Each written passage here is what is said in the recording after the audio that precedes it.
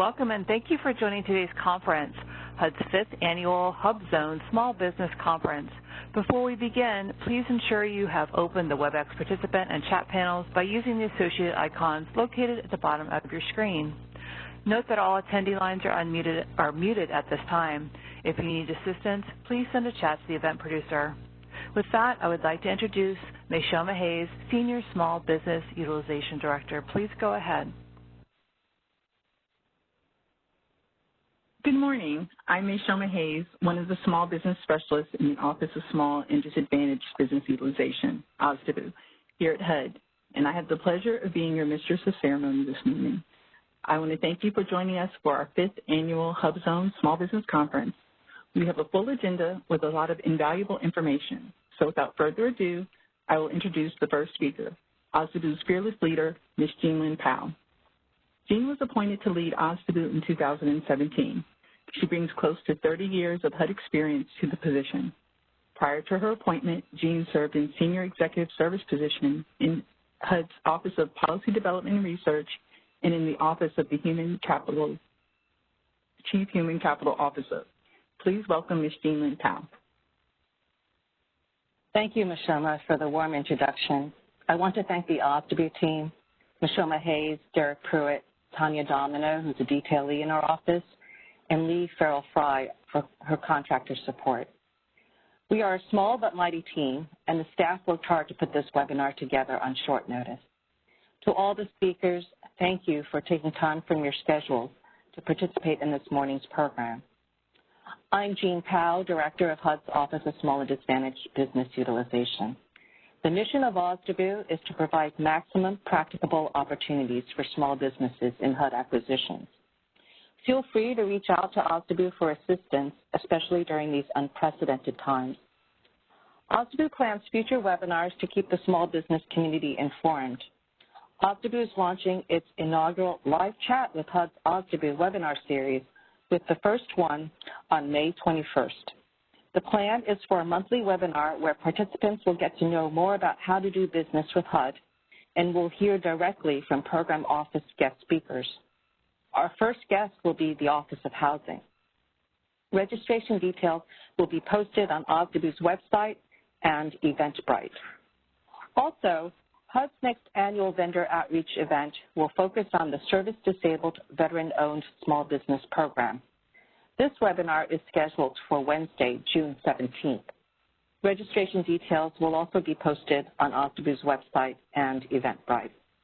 We are also exploring other virtual online platforms to facilitate small business outreach, so stay tuned. As many of you know, this is HUD's 5th Annual HUBZone Small Business Conference. I want to thank HUD leaders, the Secretary, Deputy Secretary, and Chief Procurement Officer for their support for HUD small business programs, especially during this time. I also want to thank our SBA colleagues and panel speakers for taking time to be with us today. HUD's HUBZone Small Business Conference is the department's Your line is now muted. Am I unmuted now? Nope, you're fine. Go ahead. Okay, thank you. HUD's HUBZone Small Business Conference is the department's long-standing event in its 5th year. And this event is a collaborative program with co-sponsorship between OSDBU and HUD's Office of the Chief Procurement Officer. HUD is always looking for small businesses who excel in their area of expertise to help HUD meet its mission, business needs, and create jobs. How businesses perform is the true measure of success and what matters.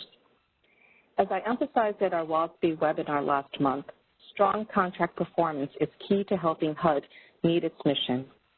We look forward to our continued partnerships with small businesses. Thank you to all small businesses for what you do to help HUD and the nation.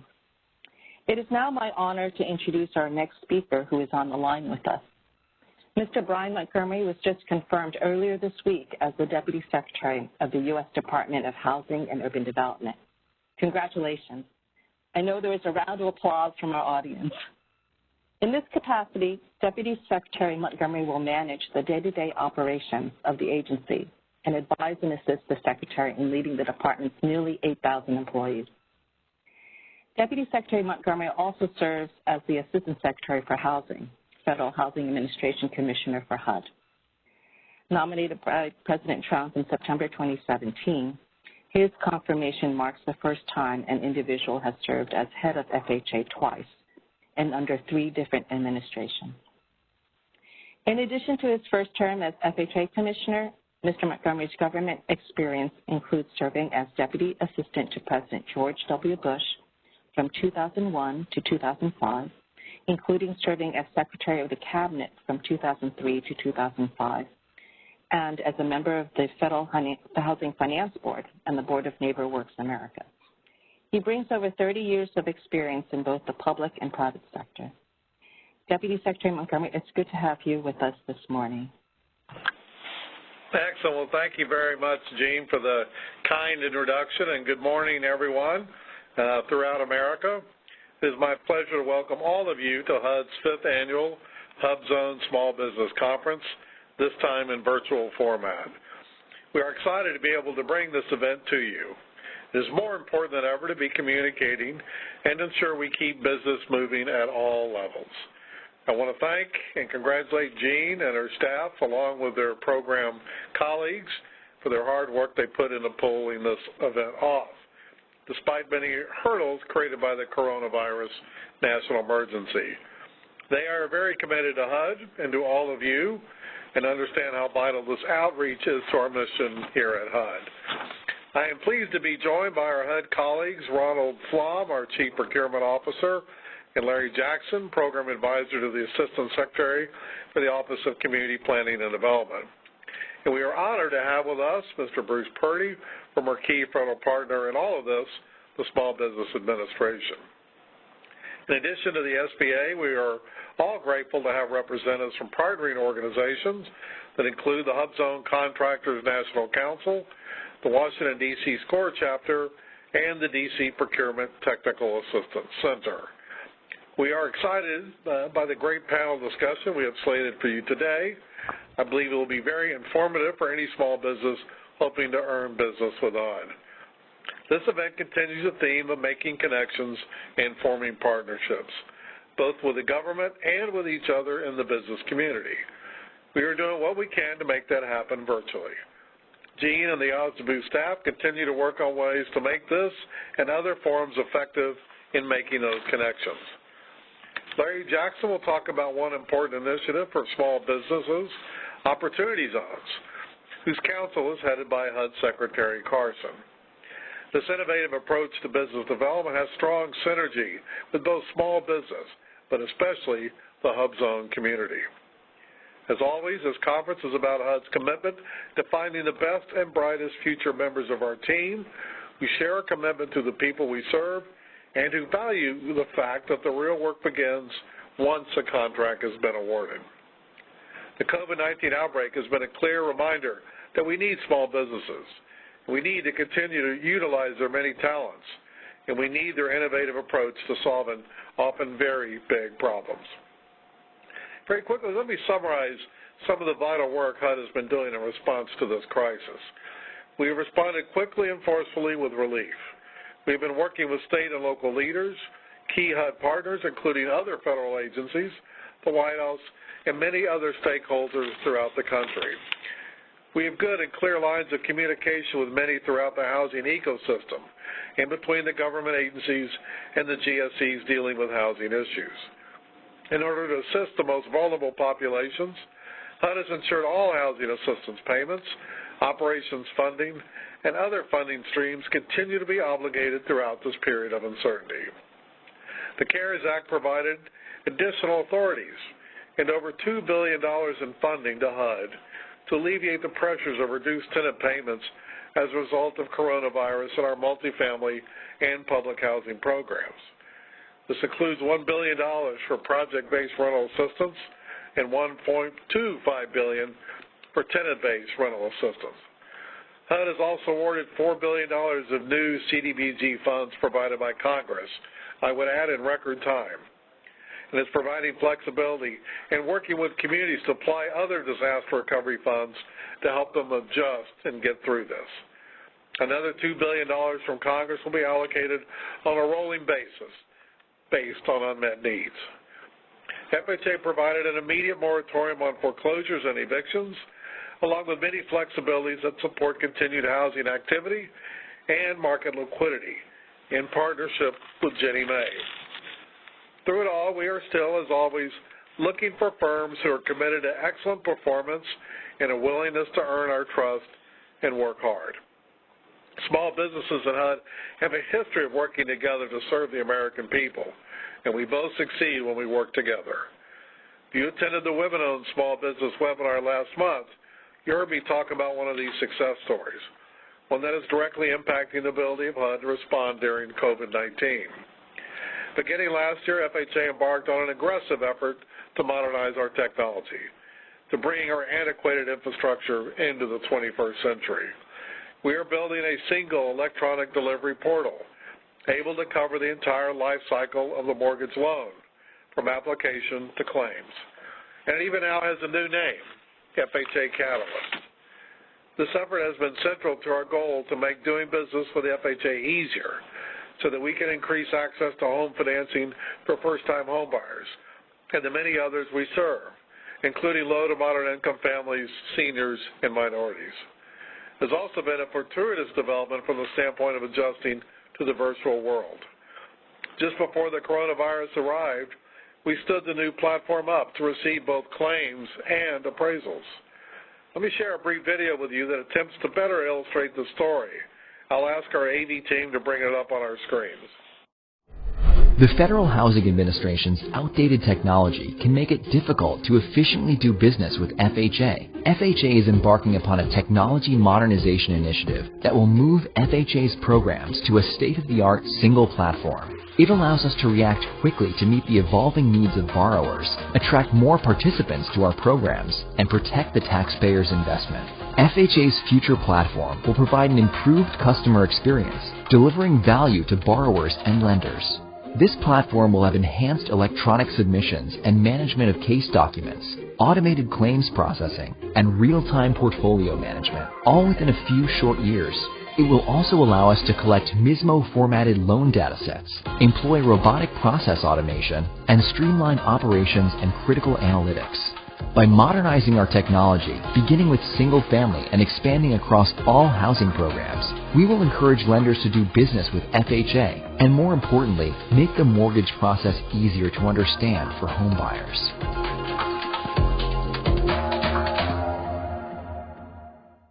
Well, we're very excited by this new technology initiative, and the important thing to take away is that our efforts have produced a flexible, adaptable platform suited to future housing markets. And it has allowed HUD to respond to the current needs of this crisis in ways we could not have just a couple of months ago. We've kept the agency operating fully, and FHA Catalyst has made it possible to respond more effectively and efficiently in doing so, and to serve a core mission function, which is serving as a source of strength to the housing market in tough times. Importantly, there is a vital role for small businesses in this story. At the very heart of our IT modernization efforts, doing all of the coding and configuration of the platform actively underway, is a very capable small business. In fact, it's a woman-owned small business. This particular company did so well when we tested the claims module late last year that we were able to move the timeline up for the live production. They also developed the robotics processing automation for our multifamily contracts project. The system will automatically pull the contract expirations up and notify stakeholders to ensure that steps are not missed. This may not sound revolutionary for the private sector, but for government, because of a number of security hurdles we must satisfy, HUD is actually breaking the mold. And other departments are very interested in what we are doing among RPA and are anxious to follow our lead. And in the past 2 months, they have helped us adjust very nimbly according to the needs and priorities presented by the coronavirus.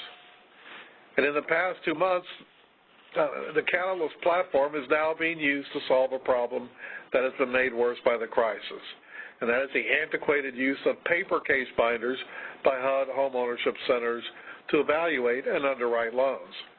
For lenders who do not have delegated authority to endorse loans on our behalf, that is the system they were using. and there are 100 to 200,000 of these loans each year. This small business helped us reprioritize, and this particular functionality was frankly developed and released in only 9 business days. After the roughly 2 weeks it took to onboard lenders, weeks 2 through 4 saw 12,000 case binders submitted electronically, and now there have been over 18,000, averaging about 800 a day. Supplemental claim submissions through the platform have increased dramatically since the COVID-19 national emergency. In fact, we are receiving about approximately 100 per day. We're continuing to expand the functionality across the remaining claim types with the goal of creating a single point of entry for all claims. The methodology we're using is allowing us to release critical, high-value functionality quickly while also adapting to the changing environment.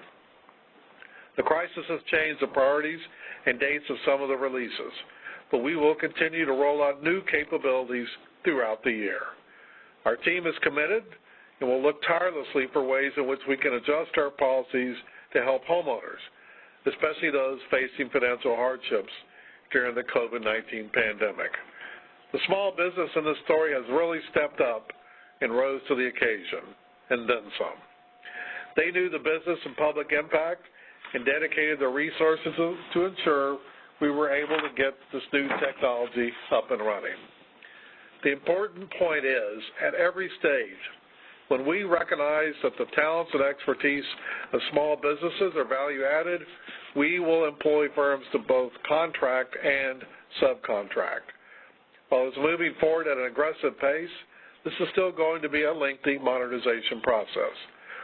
I anticipate as we move forward, there will be future opportunities to participate and assist what will be a rather complete overhaul of our information technology. For 3 consecutive years now, the SBA has awarded HUD Small Business Efforts an A+ on their scorecard. Those are top marks, and an achievement of which we are honored and proud. For fiscal year 2019, during which HUD awarded over $400 million in prime contracts to small businesses, HUD exceeded its small business socioeconomic goals, women-owned, small disadvantaged, service-disabled veteran-owned, and HUBZone businesses for only the second time since FY 2003. So again, thank you for all that you do and for joining us in this work and for being with us today, albeit virtually. I hope you find it informative while also providing the opportunity to get to know the HUD team and one another through the mediums that HUBZone provides a little better. I'm a broken record on this last point because I believe it is an important one. If you enjoy a challenge and demanding work, then HUD wants you. I would add HUD isn't for every small business. The work is complex and the skill sets we seek are very specialized. And getting a contract doesn't mean success. Rather, it is how you perform over time. And we are always looking to build those kind of meaningful relationships that achieve results for the people we serve with taxpayer money, which we are entrusted to safeguard. If you do work with us or end up working with us in the future, you will be helping the department meet its mission and business needs and, most importantly, help create jobs. And that is a measure of success we can all be proud of. Again, thank you. Stay safe. Have a great day and a great conference. Sir, thank you very much for your remarks and for your ongoing support. Our next speaker is HUD's Chief Procurement Officer, Mr. Ronald Flom. OSDBU works in close partnership with the Office of the Chief Procurement Officer. Without OCPO, HUD would not be able to achieve and exceed its small business goals. Ron just finished his 1 year as HUD's CPO. Prior to joining the department, Ron had a long and distinguished career in the military and served in senior executive service positions with the Office of Personnel Management as the Chief Procurement Officer and Chief Human Capital Officer. Ron, over to you. Thanks, Jean, and let me add my welcome to all of you that joined the conference, both from Jean and from Deputy Secretary Montgomery. The Deputy Secretary is a hard act to follow, so I'm not even going to try to give you as much information as he did, but I want to echo some of the things he said. I'm proud of the fact that HUD has been a leader in not only small business participation, but also in all of the socioeconomic categories, including hub zones. Meeting our hub zone goal is a big deal for us, and it's testament to what Jean and her staff is doing, but it's also testament to what the Chief Procurement Officer staff is doing as well. And you've got two of our key players in small business as part of the panel this morning. Craig Carnes, who's my Assistant Chief Procurement Officer for Field Operations, and also Nicole Jackson, who in addition to being the panel moderator this morning is our small business liaison with the OSDBU and is in charge of making sure that we meet all our small business goals every year. So make sure you ask them some tough questions or they will add to what the Deputy Secretary said and what I'm saying to you now. I did want to highlight a couple of things. So with the pandemic, we started moving to working remotely in the Office of the Chief Procurement Officer on the 16th of March. That was a Monday. By that Friday, March 20th, we were 100% on mandatory telework. And we've been in a mandatory telework status for the past 9 weeks. Now, having said that, all of my staff is very capable and is fully functional working remotely, and we haven't missed a beat in keeping contracts rolling out and keeping contractors paid during that period. Now, when the CARES Act was signed into law by the President on March 27th of this year, Section 3610 of the Act provided that contractors who were unable to telework based on the nature of their duties could apply for reimbursement for the cost of having to have employees furloughed or put on leave during the national emergency. So we are now, and we've reached out to our contractor base, and we've heard back from about 50 of them that potentially will be able to submit a request for equitable adjustment and get reimbursed for the cost that they incur for maintaining their workforce in a steady state. The other topic that you're going to hear right after myself is on opportunity zones. Secretary Carson is very strongly supporting the opportunity zone program along with the Treasury and the IRS. And he's asked us, and we've put in place a pilot program to give preference to companies that are in opportunity zones. And we're in the process right now of running a pilot program, and the pilot limits preferences to acquisitions under the simplified acquisition threshold, which prior to the declaration of the national emergency was $250,000. With the national emergency and under the Stafford Act, the simplified acquisition threshold has gone up now to $750,000. Craig will be able to tell you as part of the program panel how we've done so far during the pilot, because his office is handling majority of the simplified acquisitions. But my update from earlier this week, I think we've had 5 opportunities where we've been able to apply a preference for companies in opportunity zones. And actually, the pilot was scheduled to end in June. We're in discussions internally right now to possibly extending that. Now, for those of you that are in hub zones that think we're taking away your opportunities, that's really not the case. Because what you'll hear, or what I'll tell you, is that there's about a 75% overlap between hub zones and opportunity zones. And for those companies that are in both a hub zone and an opportunity zone, they don't get two preferences. They get one or the other. And so if they're in a hub zone, they're going to get the hub zone preference. This really only applies to companies that are outside of a hub zone but in an opportunity zone. So you'll hear more about that. I know you've got a packed agenda this morning. I don't want to take away from that. I think you'll get a lot more out of the presentation on opportunity zones from Larry Jackson and also from the HUD program panel. So with that, again, let me welcome you and thank you for your participation in HUD small business programs, and I'll turn it back over to Jean. Thanks, Jean. Thank you very much, Ron. I will turn this over now to Mishoma Hayes. Thank you, and that was a perfect segue. It's my pleasure to introduce Larry Jackson. Mr. Jackson currently serves as the Program Advisor to the Assistant Secretary for the Office of Community Planning and Development within the U.S. Department of Housing and Urban Development.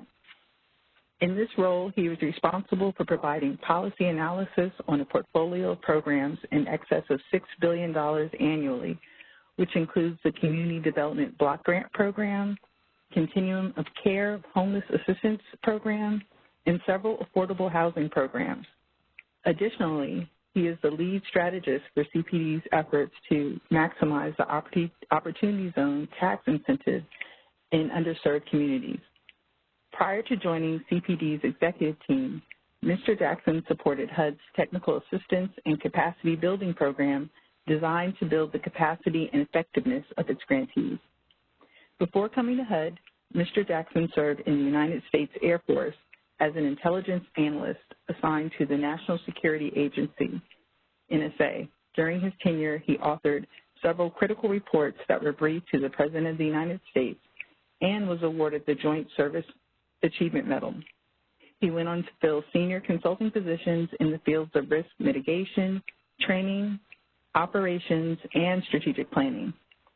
Mr. Jackson holds a Bachelor's of Science in Marketing, Master's of Science in Management, and a Master of Business Administration from the University of Maryland University College.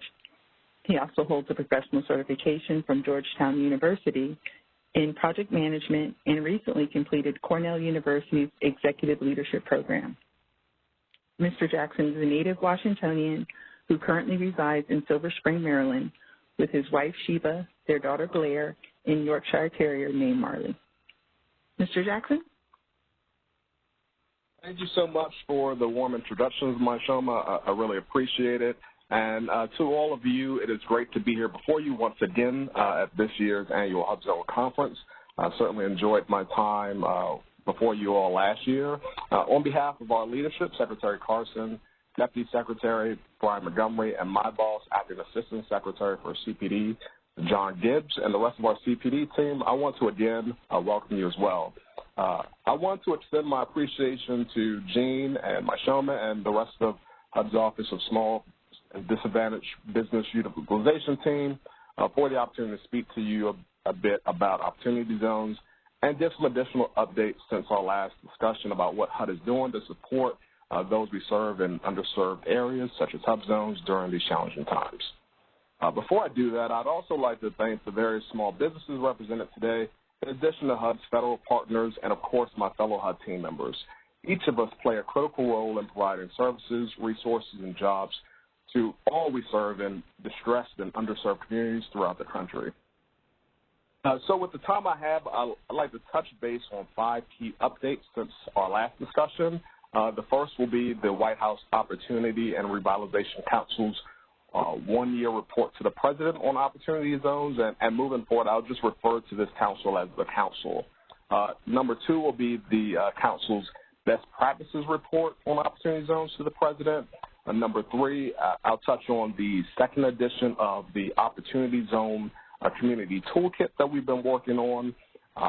Number 4 will be part of HUD's response to the coronavirus through CDBG's Coronavirus Supplemental CARES Act, which the Deputy Secretary referenced, and then I'll finish up with the guidance that we in CPD are providing to our grantees on opportunity zones, which also is beneficial for small businesses as well. So first, I'd like to touch on the Council's one-year report to the President. On February 13th, the White House Opportunity Revitalization Council, the Council submitted its implementation report to the President, outlining 180 action items completed as of December 2019 by the 17 federal agencies and federal state partnerships that comprise the Council. These actions included policy changes and incentives in numerous affordable housing, community development programs, as well as economic development opportunity programs impacting small businesses. The report makes 43 legislative and regulatory recommendations based on a lot of the feedback that we received from our federal register notices for public comment, as well as the information that we received through various listening sessions across the country, and a lot of those were with small business leaders throughout the country. The report also includes calls for collection of data to assess the value of opportunity zones within distressed communities. So we are pleased to announce that has been published. The second is the best practices report to the President on Opportunity Zones, and that will be forthcoming. We are finalizing that right now as we speak, and we anticipate that will be published sometime in June. HUD and the Council recognizes that state and local governments also have tremendous experience in measuring the outcomes of economic and community development efforts. Many have already devoted this attention to their opportunity zones, so we realize that we've taken that in, and we've taken all of that information and developed a report with the goal of identifying best practices to provide the greatest benefit to the 52 million Americans who live in economically distressed areas, including the 35 million who reside in opportunity zones and the millions who reside in hub zones as well. The next thing we have working is the Opportunity Zone Toolkit. So the last time I was with you, I mentioned the community toolkit that we were working on before, and in September of last year, HUD published that toolkit. That was volume 1. It's posted on opportunityzones.gov. The first volume of the toolkit, subtitled A Roadmap to Planning for Economic Development, is really an introductory guide to assist local jurisdictions with planning for economic development within opportunity zones. This second toolkit is subtitled A Guide to Local Best Practices and Case Studies, and it builds on the roadmap established in Volume 1 by providing more detailed information and a ton of illustrative examples to guide local leaders as they develop strategic plans for opportunity zones that they have. We believe that anyone interested in opportunity zones, whether it be investors, entrepreneurs, small business owners, or additional stakeholders, will likely find the resources and examples that are contained in this second variation very useful. So for more information on what HUD and our federal partners are doing to support opportunity zones, I encourage you all to visit the newly published opportunityzones.gov website if you have not had the opportunity to do so thus far. We have 2 more remaining items to update you on. I will be remiss if I did not mention what HUD is doing in the coronavirus space to respond to the virus. And so on March 27th, as many of you all know, the President approved the Coronavirus Aid, Relief, and Economic Security Act, or the CARES Act. The CARES Act makes available $5 billion in Community Development Block Grant, or CDBG, funds in response to the coronavirus. These CDBG funds, or we call it CDBG-CB funds, it goes without saying that they must prevent, prepare for, and respond to the coronavirus per the language in the CARES Act. As the Deputy Secretary mentioned, thanks to the tremendous work of our team here in CPD and HUD leadership, the first 2 allocations of the $2 billion first 2 allocations have been made to the grantees of $2 billion, followed by a $1 billion tranche, and those were made in record timing within the time frames determined by Congress.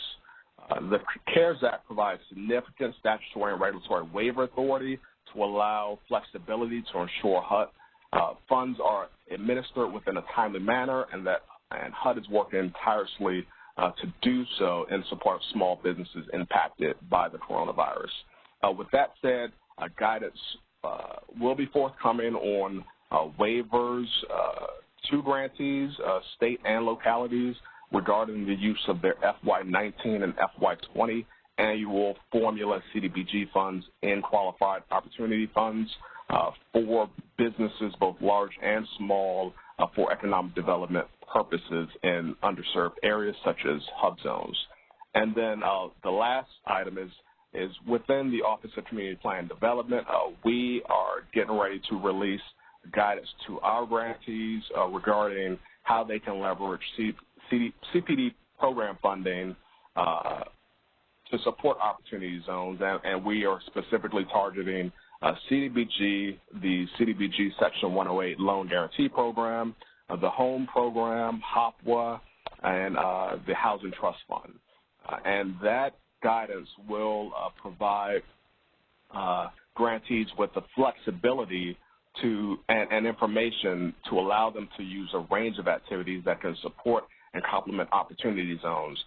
This notice will provide general guidance on the types of projects and activities grantees may consider in conjunction with opportunity zones. So in closing, please know that HUD stands ready to assist small businesses to ensure economic opportunity and revitalization to those we serve. Together, we can ensure that opportunity zone investments are the catalyst to sustainable growth and drive opportunity to 35 million Americans in these communities, including hub zones throughout the country.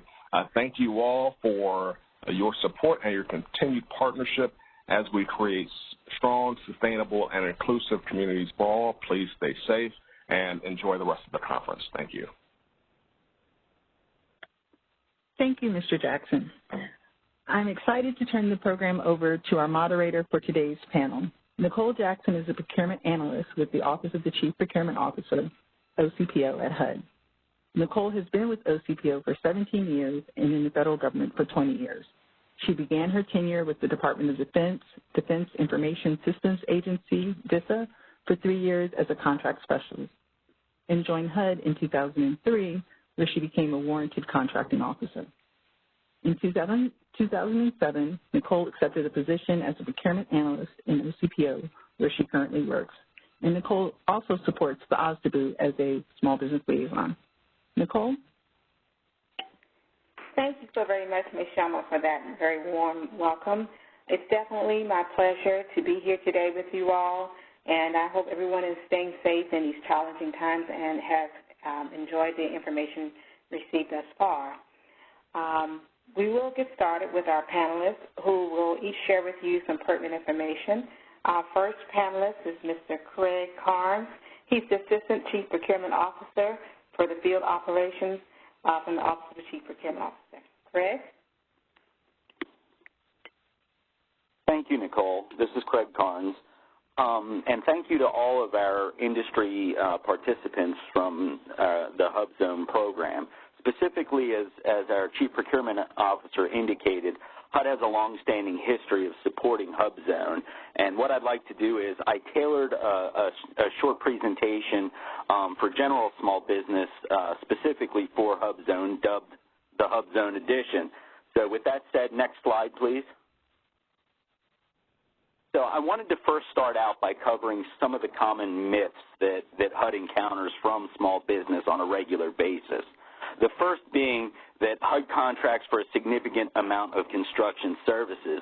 The truth is that HUD awards less than $1 million annually in construction contracts directly. What that means is HUD awarding to prime contractors. We do a significant amount on the grant side of things, but do very little of prime contract awards to construction contractors. I saw there were a lot of questions relative to the Section 3 program, and we'll get into that a little bit during the Q&A session, but specifically on the contract side, HUD does very little direct awards to construction contractors. The second myth was that all of HUD's contracts are awarded out of HUD headquarters. HUD right now is doing about 50-50 of our annual obligations made out of field contracting, which I supervise, and headquarters contracting. In FY19, we awarded a little over $1.1 billion total. It varies depending on the economy and annual funding, anywhere from $1 to $2 billion annually in contracting. But specifically, HUD in the field is doing about $500 million to anywhere upwards of $1 billion in the field. The third myth is that HUD awards significantly more contracts than we do grants, and specifically, as I indicated, HUD does much more. Typically, it's 2 to 3 times more, and even in harsher economic times, it can go to 4 to 5 times as much on the grant side as we do the contract side. Next slide, please. So what does HUD buy specifically on the contract side? These are our top 5 products or services that we specifically buy on a regular basis. The first being the NAICS Code Sector 53, which are the housing-related services. HUD, for obvious reasons, is the single largest buyer throughout federal government of housing-related services. The second being IT supplies and services, also being a very big piece of what HUD buys. Data analytics, which includes studies, surveys, research, policy, and similar services. The fourth being general consulting services, and the fifth being loan origination, underwriting, auditing, and financial services. Next slide, please. So I tried to break this out to make it easy for you to follow. In my role as the ACPO for field operations, I supervise directly 5 different field contracting offices in Atlanta, Chicago, Fort Worth, Denver, and Philadelphia. I wanted to break down specifically what headquarters buys and what the field buys to give you an idea of the offices you should be targeting. So in HUD headquarters, which is in Washington, D.C., OCPO primarily awards contracts for the following types of supplies and services. The first being IT hardware, software, and systems support. All of our IT buying flows through our Office of the Chief Information Officer, OCIO, and specifically headquarters supports all of the OCIO buying. The second is the Ginnie Mae portfolio and Ginnie Mae's professional services, which a lot of those contracts are directly with the large lenders, but anything that supports our loan programs. The third is general consulting for HUD program offices to include research and evaluation studies, business process reengineering, and technical assistance to HUD funding recipients. Next slide, please. So what does HUD buy in the field? So as I said, there are 5 different field contracting offices. Atlanta OCPO predominantly handles the FHA property management and marketing program. This would be all of our real estate-owned foreclosure services, which includes field service managers, FSMs, asset managers, AMs, which handle the resale portion, so a lot of the realty services to resell our REO portfolio, and the mortgagee compliance manager, which handles all of the oversight of the mortgagee and the mortgage industry who go through that REO default process. We also, in Atlanta, are responsible for the agency-wide logistics and conference planning, BPAs, which handle all of the event coordination and large conferences in support of HUD. Next slide, please. So Fort Worth OCPO handles predominantly our policy development and research customer. They also are responsible for what's become known as HAPRS, or Housing Assistant Payment Regional Support Services. This is still in the planning phase. There's been a lot of back and forth if you've been following this going back to about 2018. It is a conversion from a grant program to a contract program. It's estimated to increase our contract spend anywhere from $500 million to $800 million annually. So it's something definitely worth taking a look at if you're interested in the housing assistance support. Philadelphia OCPO handles the Office of the Chief Human Capital Officer, or OCHICO, and all of our admin buying. So really they're responsible for both supplies and services. It includes everything from furniture to renovations to building maintenance and security, as well as anything required to run the agency directly. They're also responsible for Office of Lead Hazard and Healthy Homes. We're actually in the process of moving that Office and Lead Hazard portfolio over to our Chicago office, which should happen before the end of this fiscal year. Next slide, please. So Chicago OCPO is responsible for the Single Family Processing and Underwriting Division, or PUD.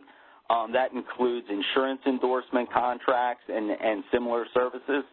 They're also responsible for multifamily rent comp studies, construction inspections, and the relocation contracts. And the last thing that they handle is the field review of appraisal contracts. Denver OCPO handles the National Servicing Center in Oklahoma City, which has large contracts for loan servicing, HECM monitoring, and credit reporting. They also service the entirety of the public and Indian housing contract portfolio. Next slide, please. So how do I do business with HUD? This is some generic information that I wanted to carry over from the general small business portfolio. I'm not going to go through this in depth, but I wanted you to have it at hand in case you are new to contracting with the federal government and or specifically new to contracting with HUD. So next slide, please. And here are some of the more general links that HUD has. I do want to call specific attention to HUD's procurement forecast, which is the second link on here.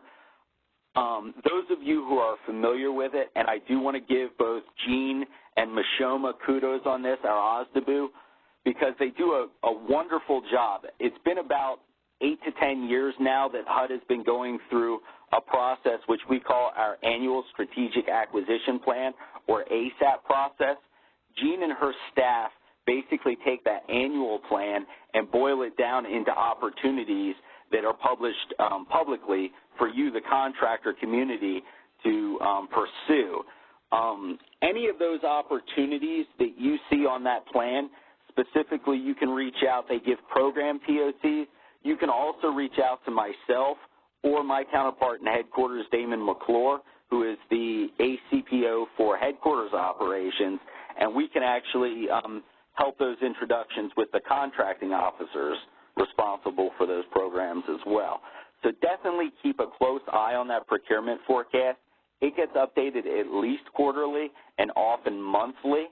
So it's a great resource that the department has available to you. And what I will say is HUD has gotten in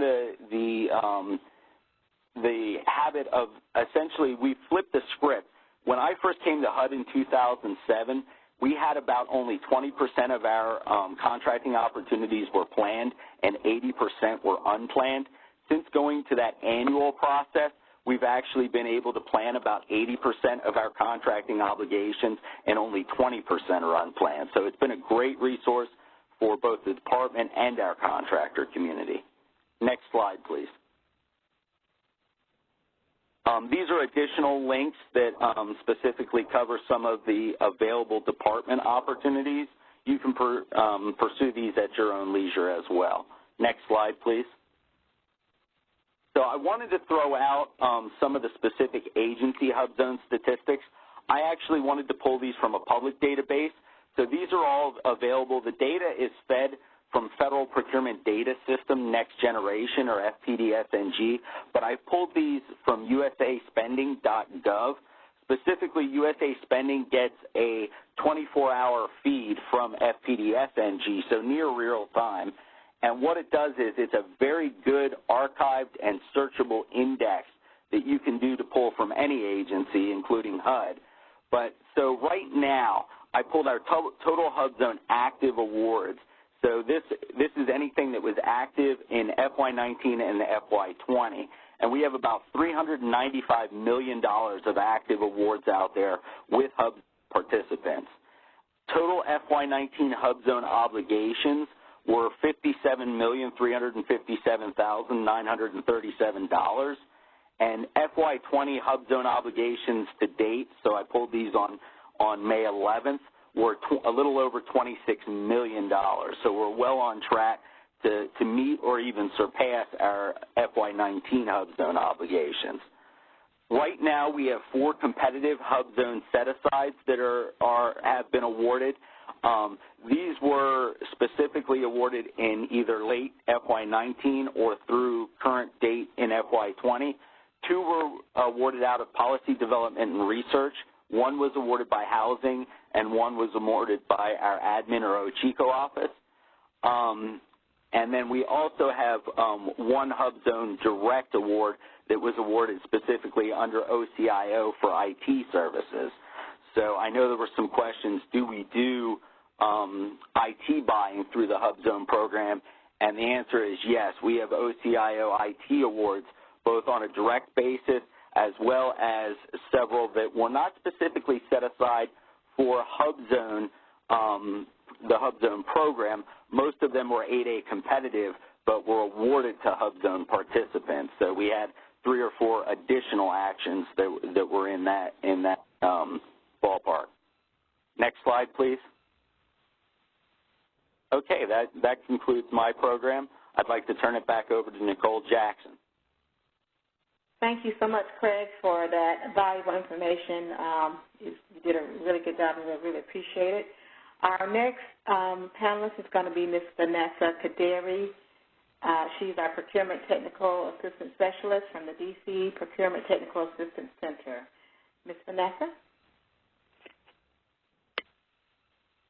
Good morning, everyone. Again, my name is Vanessa Kaderi. I'm with DC Procurement Technical Assistance Center. Thank you for having me. I'm going to give a brief overview of our presentation. Next slide, please. And one more slide. One more slide.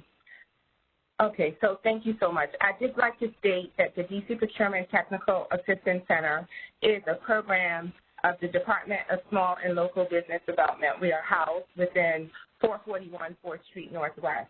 As far as PTAC is concerned, our program has been authorized by Congress in 1985 to help in the small business expansion, help businesses in the small business expansion into the government marketplace. We have about 98 PTACs with over 300 local offices, and we form a nationwide network of dedicated procurement professionals working to help our local businesses compete successfully in the government marketplace. Our program is specifically funded under the DLA, Procurement Technical Assistance Program, through a cooperative agreement with state and local governments and nonprofit organizations. So we see ourselves as a bridge between the buyer and the supplier, bringing together knowledge of both government contracting and the capabilities of contractors to maximize fast, reliable services to our government with better quality and lower costs. Next slide, please. So some of the things that we do, the services we provide, our personalized counseling, it actually includes assisting DC-based businesses with contracting in the COVID-19 environment. The effects of COVID-19 will impact the cost, schedule, and performance of many contracts due to the pandemic. So fortunately, we can assist our contractors in understanding the regulatory tools that are in place to address these impacts. And although agency priorities and initiatives may have changed somewhat, the government is still open for business. They're still procuring both products and services. So we are providing one-on-one counseling, though we are also working at home.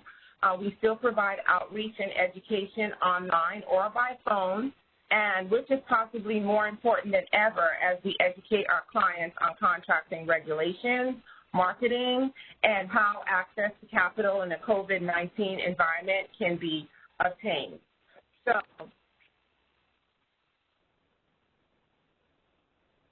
we assist with helping you identify your target agencies to ensure you can find and understand bid opportunities, pursuing your certifications, And as we know, we're on a Hub conference, so we assist you with your HUBZone certification. We've successfully helped many of our clients obtain their HUBZone certification. We assist you with your 8A, your service disabled, your veteran-owned small business. Ensure that you're properly registered in FAM. We also ensure that you understand the market in which you'd like to buy, and it's a successful market for you to do business with our agencies. We assist you with researching procurement histories, making sure you follow the acquisition strategy of the agency so you can successfully go after opportunities. We assist you with networking with government buyers, prime contractors, as well as potential teaming partners. We help with proposal preparation as well as contract performance issues. As far as training and workshops are concerned, we try to ensure that they're relevant based on the needs of our small businesses as well as the needs of our agencies. Some of the workshops we have coming up from now until pretty much the end of August, we'll have workshops on cost proposal training, legal training, effective market strategies, Service Contract Act compliance made easy, as well as business development training. After the presentation is over, and if anyone's interested in our training, I'd be happy to help you gain access to that. Just know that all of our training is at no cost to all our businesses. It doesn't matter where you're located. Our goal and objective is to help our businesses grow in this economy. Next slide, please. So how we serve. Thus far, we have been successful. In 2017, we've actually served over 48,000 clients and helped them to win over $20 billion in government contracts as well as subcontracts. That's a return of investment of $571 for every $1 in federal spending. So we're very proud of the successes we've obtained so far. So one of the things that we have is a database profile of our clients, and we try to make sure that that profile is as accurate as possible. Your socioeconomic status, the size of your business, the number of employees, your revenue, your success stories, your access to capital, any accolades you may have received. We track your contract awards so that we can be sure that we can tell a story if we need to of how we have assisted our businesses with economic growth and development. Additionally, we send out a quarterly survey. That survey is extremely important to us because we want to know how we're doing. Are we supplying the needs that you have as a small business? Are we giving adequate training? Is it relevant? Is it informative? Is it intuitive enough that you take something away that you can implement in your small business?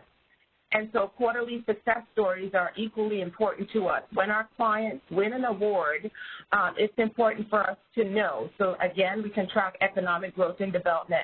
Not only that, we can now help you with contract compliance and having your infrastructure in place to make sure you can maintain and manage your contracts. Next slide, please.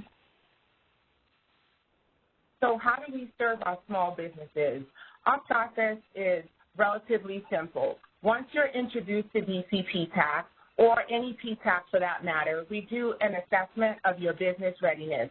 We try to ensure that you have a right infrastructure in place, so we want to know where you are and where you're trying to go. Therefore, we identify an acquisition strategy for your business so that you can obtain the contract, the relationship, the end goal that you have in mind, so that you can prepare to sell to the government. We prepare you by making sure you have a capability statement that has the right information on it, your core competencies, your past performance, your company data, your differentiators, your NAICS codes for DC government, your NIGP codes, your DUNS number, everything that's relevant that the government would like to see. We ensure that you have a very succinct, very concise capability statement that you can prepare to the government. We ensure that your website, your business card, and your statement all tells the same story so the government knows that you speak the language that they speak as well. We help you with the planning as far as the agencies that you want to penetrate. Of course, you cannot be all things to all people, so we want to be sure that your target agencies align with what you sell to the government. We position you by way of, now there's no foot traffic, so it's a virtual world, but nonetheless, the outreaches as we're hosting today and many others, the trainings and workshops we give to teach you how to come up with a marketing strategy to position yourself to pursue opportunities. Then you pursue the opportunity. With our help and guidance, we'll review those proposals for you, some things that you need in place to make sure that you can pursue successfully. As far as the acquisition and proposal strategies, we want to be sure that you understand the contracting rules and regulations by way of FAR for the federal, by way of DCMR for DC government, and we initially set you up with bid matching services. The bid match will increase your opportunities by 1 to 6 based on what you would find on your own, based on some of the systems that we buy into to enable our clients to have more low-hanging fruit. Then we have a marketing plan and proposal assistant, again, for you to be compliant to make sure that your proposal is answering the mail. We additionally provide post-award assistance. So you've won a contract, now what? We ensure that you select your team properly, you're very strategic with building those relationships, you have a pre-kickoff with your team to prepare for your pre-kickoff with the agency.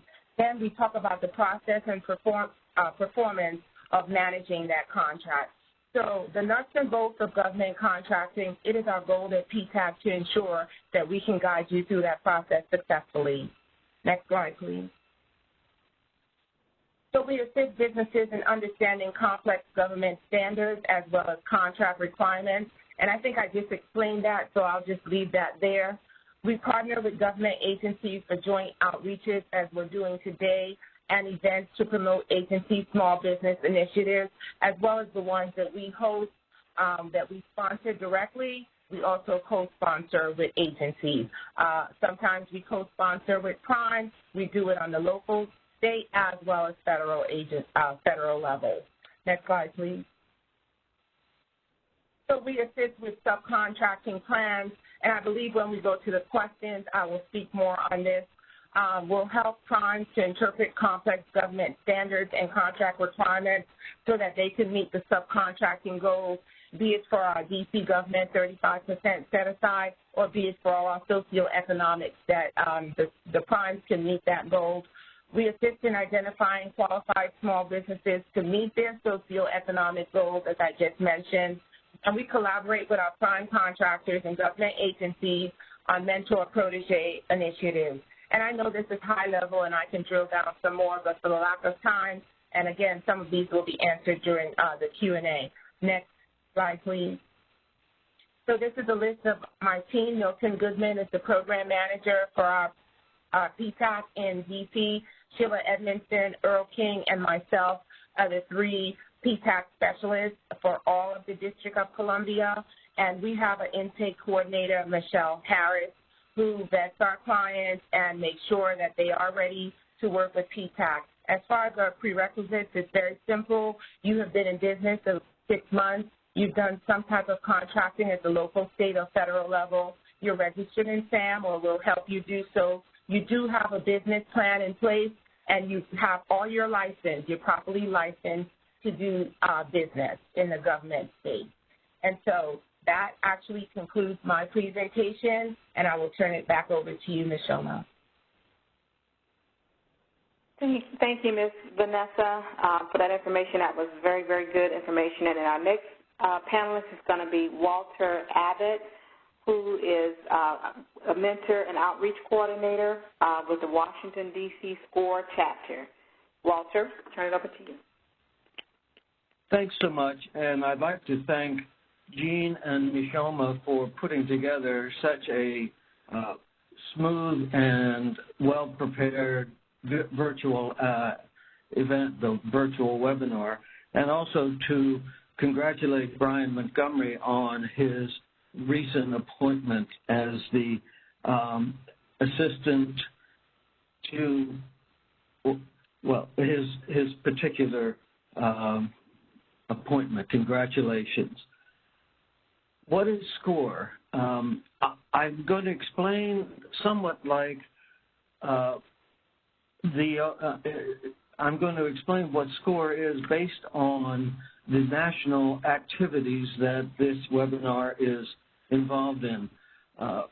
We have, because of the coronavirus, gone to a pretty much continuous virtual involvement because we are no longer doing face-to-face activities.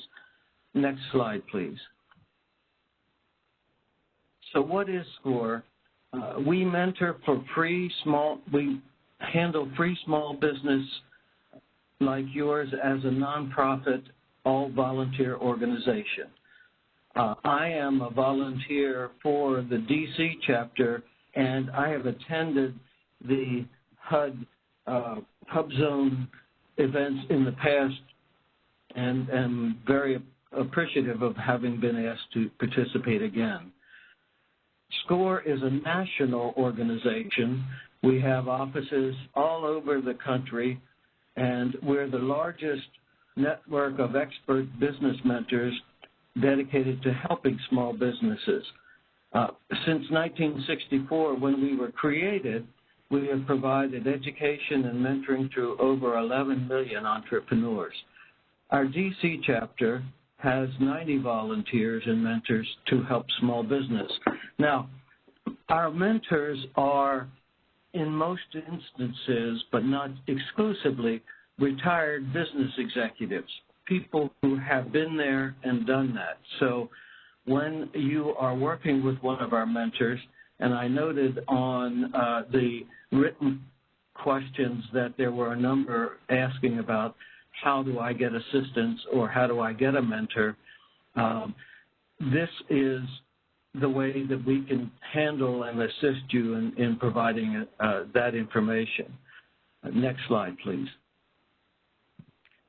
So we have several different approaches to providing assistance, not just to your HUBZone activities in government contracting, but also in the event that you have private industry work or other contracts with states or local governments. Our remote mentoring provides a free, personalized remote service, and we do it either via email, video, or online chats. To get a mentor, it's very simple. You go to our national headquarters website, which is score.org, and there is a button that you click on, Find a Mentor. You will then complete a brief resume of your activities and will be assigned a mentor based on the areas that you're interested in as well as the geographic location where you are. SCORE offers weekly webinars at our national level and also at our local level. We have had here locally a number of coronavirus presentations from the SBA, for which we are greatly appreciative. And we continue to have other webinars and events, not just in the DC area, but all over the country. Then the next idea or the next area is we have up-to-date business information. And as I mentioned, our national website is score.org. And if you follow the website score.org/coronavirus, you'll find the latest information to help your business survive in this crisis. Okay, next slide, please. Because of the coronavirus, SCORE at our national level has established a platform that will allow mentors to help clients in a live online chat. You don't need to have, or you can get a mentor locally, and you should, but if you have questions, if you have issues, you can go to score.org and find out the available dates and times when we're going to have live real-time mentoring. Currently, it's Tuesdays and Thursdays And the SCORE headquarters is located in Virginia, so it would be Eastern time for the times that are listed. Next slide, please.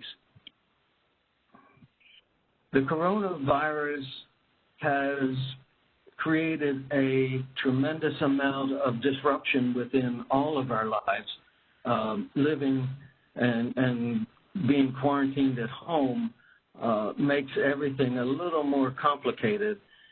As some of our panelists have suggested, in the event of unique sounds coming through the phone or through the conversations that they're having, little children might be running through, or possibly pets as well. So we have created a special program for the coronavirus, and we've compiled information for clients on the SBA and CARES Act.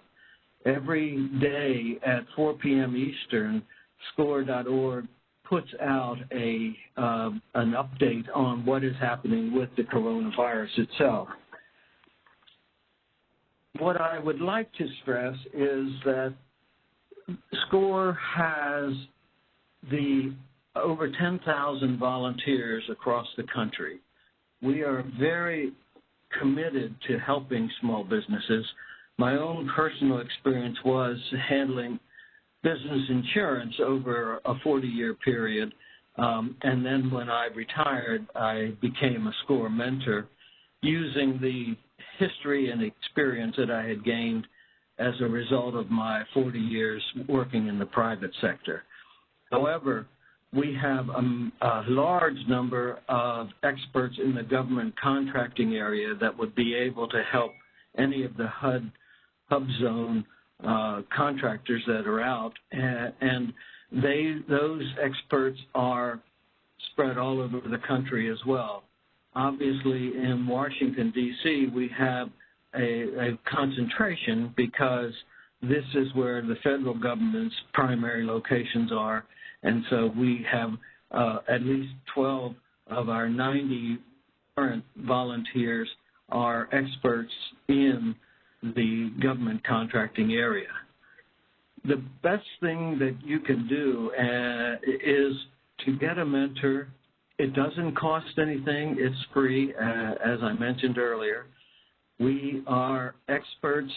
We have expertise all across the country, and we are really anxious to help you proceed and succeed in both your HUBZone activities as well as any private or activities that you may be having. And with that, I'm going to turn it back to Nicole. Thanks again. It's been a pleasure. Thank you so much, Walter, for that information. Very important information. We appreciate you being with us today. Our next speaker, panelist, will be Ms. Michelle Burnett, who is the Executive Director, HUBZone Contractors National Council. Thank you for allowing me to be here today. As she mentioned, my name is Michelle Burnett. I am the Executive Director of the HUBZone Contractors National Council, which is a nonprofit advocacy organization which fights for public policy and improvements for the HUBZone program.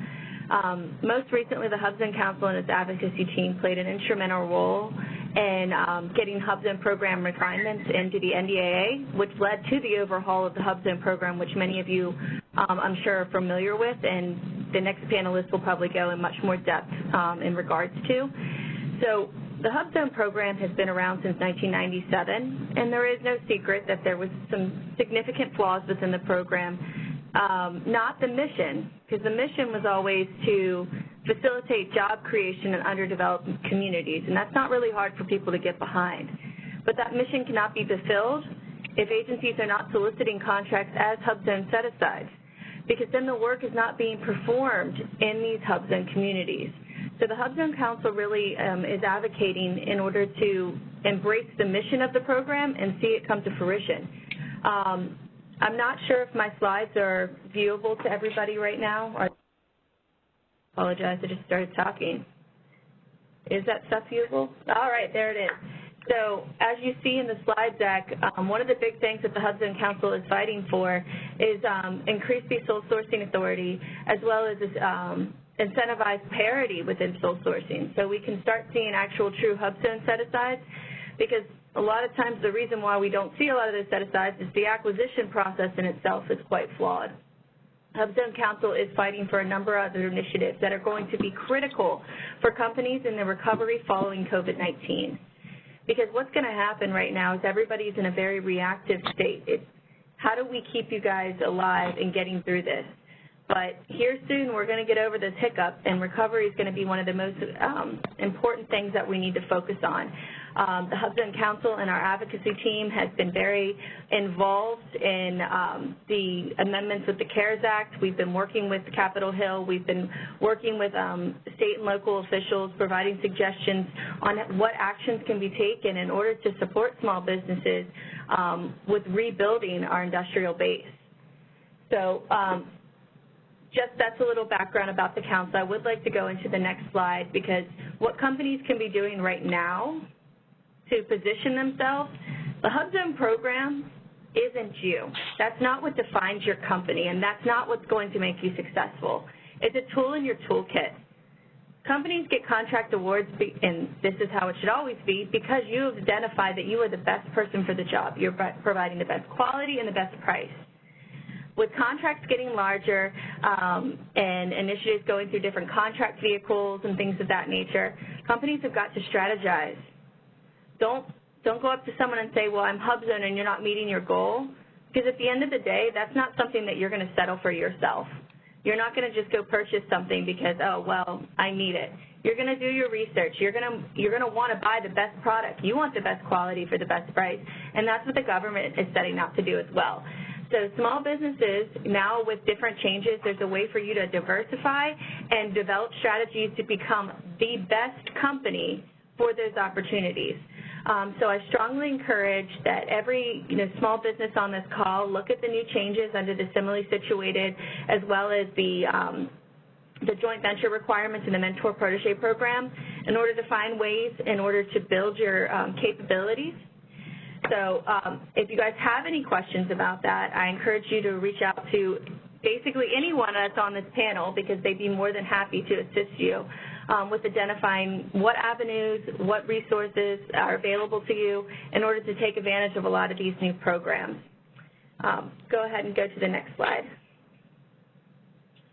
So one thing I did want to inform everyone on the call about is the HUBZone Council hosts an event every year. We bring about hundreds of buyers from all over the, across large businesses, government agencies.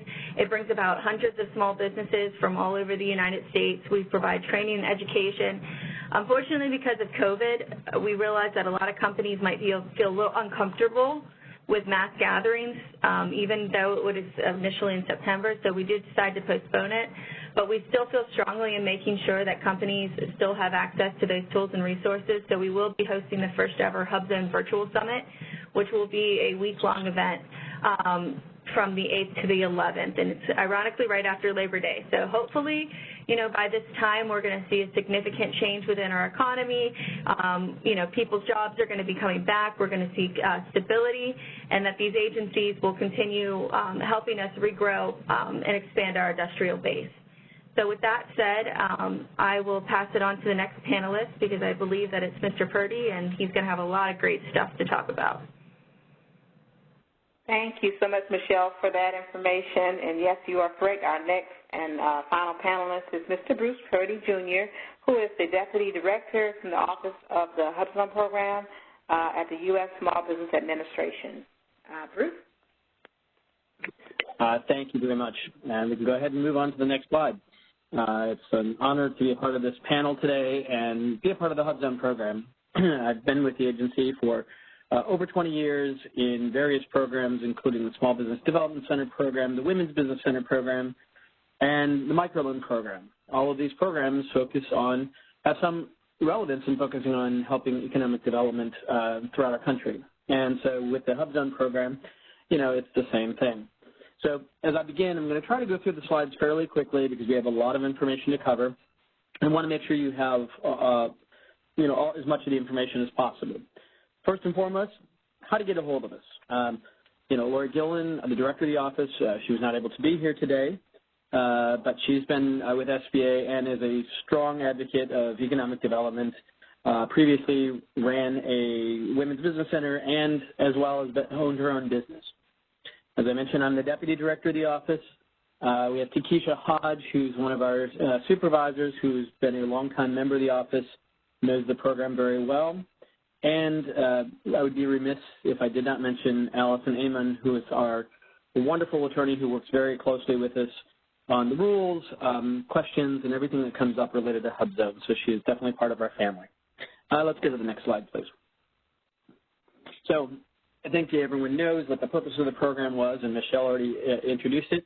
It was launched in 1999, and it's really to fuel growth of small businesses in these HUBZones, historically underutilized business zones. Federal agencies will set aside, HUBZone contracts. Small businesses invest in and hire from qualified HUBZones. And these undercapitalized communities benefit from job opportunities and investments. So it is a cycle of helping put federal dollars into small businesses, but also into those communities where those dollars are really needed. Let's move on to the next slide. So there's a 3% goal for all federal agencies, and we have not quite met that goal yet, but we are moving towards it. Let's go on to the next slide. There are over 22,000 communities across the country that are designated as HUBZones, and we are going to talk about some of the changes that will be coming up in the HUBZone program, changes in the maps, and one of the newest designations as well. Next slide, please. We can move on to the next one. We'll go through these pretty quickly. So just to go through the eligibility real quickly, the firm must be small, must be at least 51% owned by a U.S. citizen or tribal government, Alaska Native Corporation, NHO, Community Development Corporation, or an agricultural cooperative. Must have its principal office located in a HUBZone. And this is not necessarily the headquarters office, but the principal office is the single location where the greatest number of employees perform most of their work. And finally, at least 35% of its employees must be residents of a HUBZone. They don't have to reside in the same HUBZone that is the hub where the firm is located or where the principal office is located. They can reside in any HUBZone, but they must be, 35% must be in a HUBZone. Next slide, please. So the application process, and this is certainly an oversimplified version of this. For folks who have applied to the program and have gone through it, they know it is a little more complex than this, but first step is you must be registered in SAM. If you're going to do business with the federal government, that's your first start. You got to be there. The next thing is to really get the background information on the program, make sure you know what you need, what the requirements are, and what documents you're going to need to provide to us in order to make sure that you can submit that for your application. So gather those documents. Those are things like payroll, proof of residency, proof of ownership, and proof of the principal office location. And then you go through and apply through SBA.gov HUBZone. We'll talk about the application process a little bit later as well, because we will be changing that throughout this year, and looking forward to a more streamlined system. We'll make a note, though, is that these submissions are not considered an application until all the required documents have been received. Many of our applications come in with missing documents or no documents at all, and that unfortunately delays the process for everybody as we're trying to move through these certifications as quickly as possible. Let's move on to the next slide, please. So I'm going to talk about our early engagement initiative. We had one of our PTACs on earlier, and the Early Engagement Initiative is a great program that was launched in 2018. What this is SBA, the HUBZone program, will train resource partners like PTAC, small business development centers, women's business centers, SCORE chapters, any other partners on what we expect in the program. What are we looking for applicants? The resource partner then will actually consult with firms and assist in the application. Now, they're not actually going to be the ones who will tell you whether you're qualified or not, but they're really verifying to make sure that you've got all your required documents pulled together. When the firm actually submits their application, the research partner will notify us that they have screened the application and indicate that this application is a procurement-ready applicant, meaning that that firm is ready to do business with the government, maybe already is doing business with the government, but that this is a high-qualified application, one that we really want to move through the process quickly so that they can actually participate and bid on federal contracts. When we get that notice from those partners, we do that. We move the application through in an expedited fashion. And really, here's the outcomes. It reduces the application processing times. Often it's less than processing time of other applications. It reduces the rates of decline because these applications come in very complete. I would say 95% of them have all the documents ready to go, so it makes it easier for our analysts to move through it, and the clients, the firms are well prepared. We have stronger long-term compliance because the firms have a better understanding of the requirements because they've worked with partners like SCORE and the PTACs and so forth. And these are firms that have greater readiness to bid on potential federal contracts. So what it does is it helps to expand the network, and we are trying to expand the network of participants in this initiative so that there are more resources to help qualified firms and strong procurement-ready firms get through the system. Let's move on to the next slide, please. So we've got a lot of tips for firms. First, get up to speed. Make sure you know what you're doing. You can start with the SBA website. We have tutorials. We have referrals. We have a lot of information. We have gone through and updated our HUBZone page. Check it out. There's some new fact sheets out there that are very helpful. But also get help. Reach out to a resource partner like the PTACs or the SBDC, SCORE, Women's Business Centers, VBOX, or our district offices. They're there to help you and along with a lot of your business needs, and they're going to be your friend and help you navigate through the process. So get that help. Also, do your homework. You know, make sure you're learning about the opportunities and consider starting with the government purchase card holders or subcontracting or joint ventures to gain experience. So, be prepared to do this. Look at a mentor, such as through the All Small Mentor Protege Program. Offers HUBZone firms an opportunity to develop the government contracting relationship and capabilities by entering into a formal mentor protege program. And also leverage your small business status. If you are maybe certified in another program such as SDB, 8A, WOSB, and you're not already a HUBZone firm, but you would meet the qualifications, get that certification. A lot of agencies look for firms that have multiple certifications because they know that they can compete in a variety of ways. So make sure you are ready to go and leverage what your small business already is. Let's go ahead and move on to the next slide, please. So we have a lot of ways of help. First and foremost, like I said, our partners, they're excellent to work with, and you can find the list of all those partners through our website. At SBA.gov, local assistance. We also have the HUBZone webpage, as I mentioned, has been updated. And make sure to check out the map. The map in the application we know is older and often sometimes will show incorrect results, but this is the correct map to go to. And it's open to the public. You can check your address, check your employee's addresses there. We also have a help desk that is answered, daily, so HUBZone at SBA.gov. And we have a weekly call that our staff puts on every Thursday at 2 p.m. for technical questions. We prefer not to do status questions there because everybody's asking about their status, but these are a place for people to ask questions on what does it mean when I'm filling this out, or what's it going to take when I get my recertification, or what documents do you need when you reference this? So it's a great call. It's always busy. We get, 30 people a week on that call. Asking great questions. So let's move on to the next slide. And we can pass this. So I want to talk a little bit about the impact of the results of the program, and then we'll talk about some of the challenges and changes and so forth. So I already mentioned there are 22,000 HUBZones across the country. There are over 6,000 certified HUBZone firms. Now, that seems like a good-sized number, but when you talk about that and divide that by, all the states and territories, it's less than 115 per state on average. And, so then you divide that by various NAICS codes, and it even gets a smaller pool of applicants that are available. So certainly we're trying to expand the number of certifications of qualified firms into this pool. Firms range, in all different NAICS codes, but, construction, manufacturing, and professional and technical services seem to be, some of the bigger ones that are in the portfolio. In 2018, the program had over $9.9 billion in federal procurement. That supports an estimated 52,000 jobs. Now think about that. That's a great return on investment for the program. There's already 179 HUBZone mentor-protege agreements via the All Small Mentor Protege program. So that's starting to grow, and we encourage that. And we heard some great information earlier about the opportunity zones.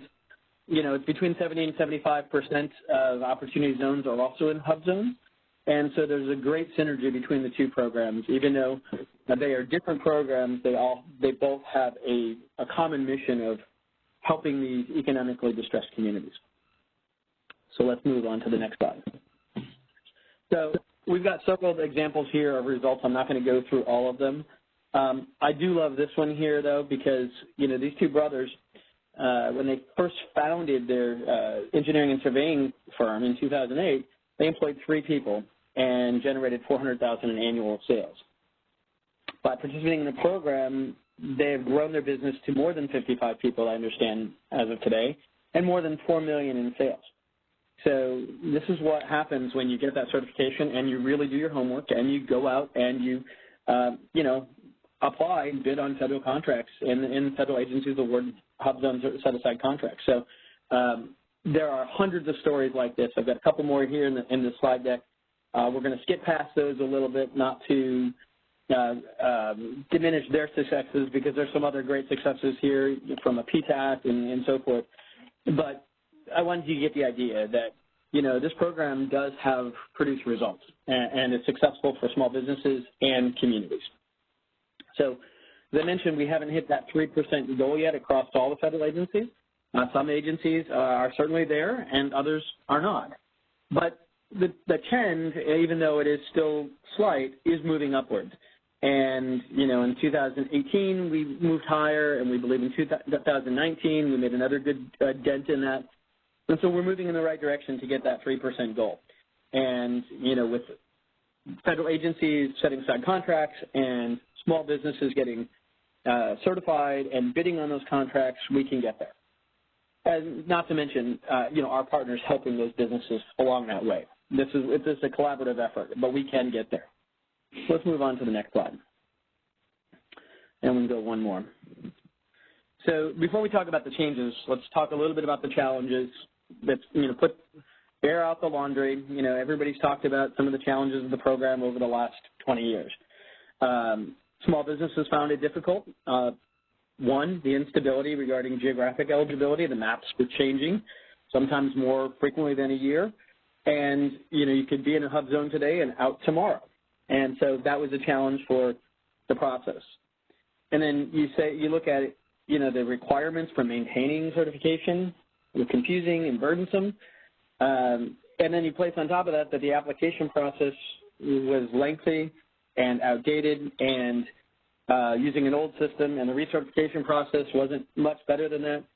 It was challenging, so a lot of businesses would say, hey, this isn't worth our time and effort. Federal agencies have struggled to get to the 3%, and again, kudos to HUD and those who have got the 3%, but not all are there. And part of it's because they have difficulty finding qualified HUBZone firms who could maintain eligibility. Also, there was a unique and arduous requirement to verify eligibility twice, which was at the time of offer and the time of award. That lengthened the procurement process for HUBZone firms and served as a disincentive. So a lot of agencies that say, yeah, this is too complex, we can't find what we need, we're not even going to bother with it. So it's a challenge. And then, communities experience mixed results, particularly in rural communities. Not only we had the eligibility requirements and challenges there, but because of the fluidity of the program, it wasn't worth them investing the time to really promote the program either, because they may no longer be a HUBZone the next day. So the program has grown, but not where it should be. So what have we done? Let's move on to the next slide. So we're going to talk about the changes here in the program. And first we're going to talk about some improved customer experience. We're going to talk about expanding and stabilizing the HUBZone footprint and increasing program utilization. And we'll go through each of these in a little bit more depth as we move forward. But next slide, please. So first of all, faster certifications. We know we still have a little bit of a backlog that we're working through in older applications, but as of January 1st, applications are getting processed within 60 days of a complete submission. Now, what does this mean? It's not the date the firm applies. It's not the date they submit their document. But we are actually going through, we've instituted a screening process, and what that screening process is helping to do is weed out those applications that are either incomplete, giving firms an opportunity to submit and get a complete application. Once the screeners say it's good to go, then we move it to an analyst. And by doing that, we're saving the analyst time to really focus on those qualified firms that are moving through the process, and not just the applications that are just somebody applied on a Friday night because they thought, a golden parachute was going to drop. Secondly, we're moving to a streamlined platform. We've been talking about this for years, but it is happening this year that we will be moving into the certified platform. And while that platform itself is not the silver bullet, it is going to make it easier and more user-friendly for firms to apply, submit their documents right at the same time, and to maintain their certification without having to jump through a lot of different hoops, send different emails and all that. So it's going to streamline things and help everyone out. And as I mentioned earlier about the early engagement initiative, we're looking to expand that. We've already had a call with all the PTACs a couple of weeks ago, and we're scheduling another training, in the next couple of weeks to expand those that participate in the program. Let's move on to the next slide. So, again, when we talk about expanding and stabilizing the footprint, it's about stabilizing the maps, it's about expanding into rural areas, and we've also put in place some recognition of long-term investment in communities. So let's move on to the next slide. So the maps currently are frozen. They were frozen in December of 2017. They're frozen through December of 2021 until we get the results of the census, which the census is happening now. Everybody's seen the ad for it.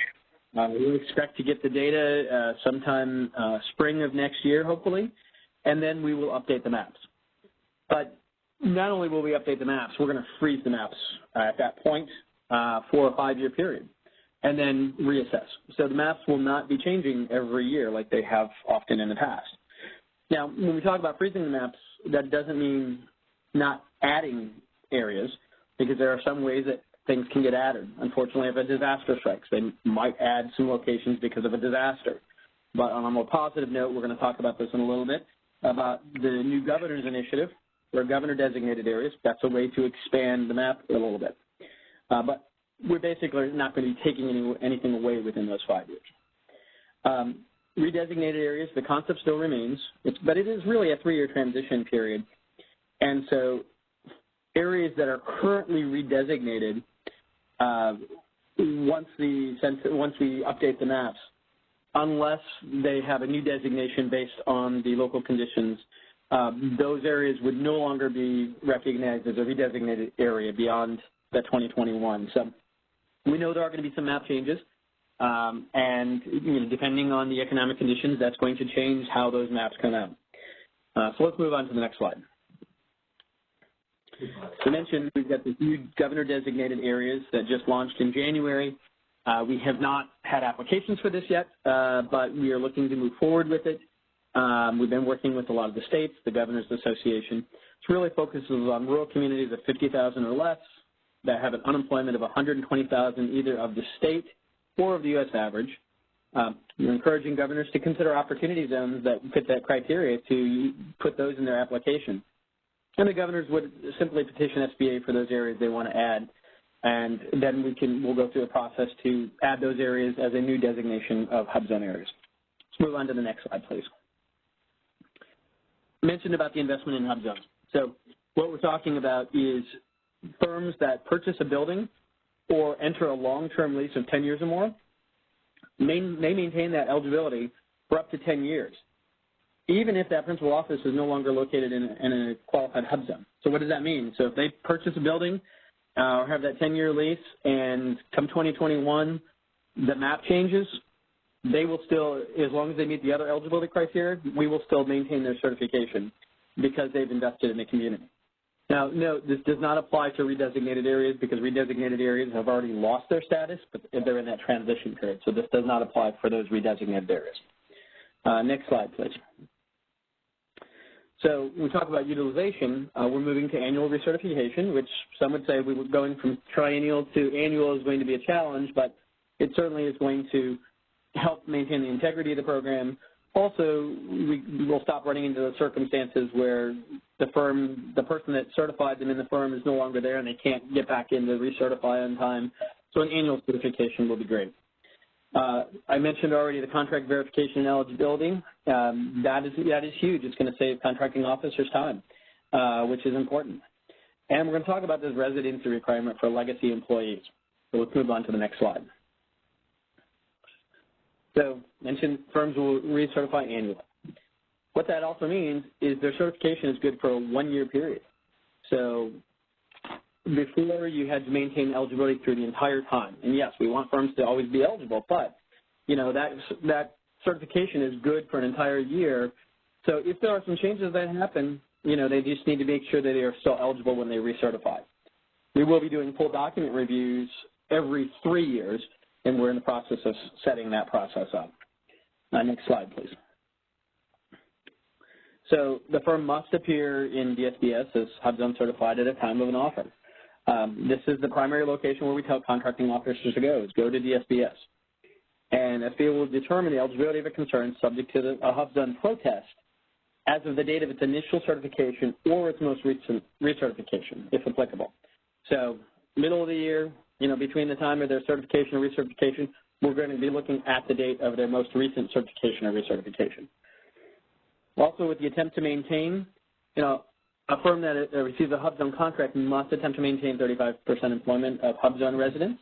That concept has already been there, but what we did this year is we added a floor, and attempt to maintain is defined as at least 20%, and that is for firms who are working on a HUBZone set-aside contract. Let's move on to the next slide. Now, we can talk a little bit about MACs, but in a firm that is in a HUBZone certified at a time of an offer for a MAC will be considered HUBZone certified for each order issued against the MAC. For non-federal supply schedule, MACs issued under full and open competition, where the contracting officer sets aside an order for a HUBZone firm, you know, an offer must be HUBZone certified and so appear in DSBS at the time to submit its offer for the order. And for all federal supply schedule MACs, a firm that is HUBZone certified at the time of the initial offer for the FSS contract will be considered HUBZone certified for each order issued against the FSS contract. So it helps out the businesses. It also helps out the contracting officers moving forward. Let's go ahead to the next slide. And, you know, this is one I want to stop, and I'm cognizant of time, so I'm going to maybe stop after this slide or maybe one more. But a new condition we've added in is what we're calling legacy employees.